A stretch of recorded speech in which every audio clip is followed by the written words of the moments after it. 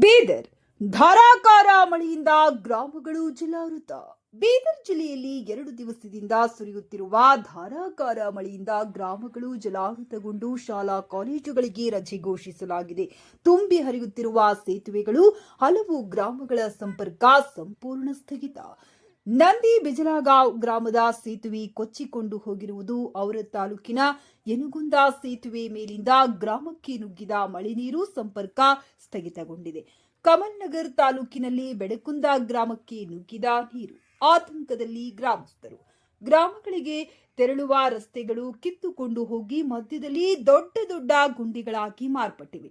ರಸ್ತೆಯಲ್ಲಿ ಸಂಚರಿಸುವ ಸಾರ್ವಜನಿಕರಿಗೆ ತಿಳಿ ಹೇಳಲು ಮಳೆಯಲ್ಲಿಯೇ ಪೊಲೀಸರು ಸನ್ನದ್ಧರಾಗಿದ್ದಾರೆ. ವರದಿ ಶ್ರೀಮಂತರಾವ್ ಇಂಚೂರಿ, ನ್ಯೂಸ್ 25 ಬೀದರ್.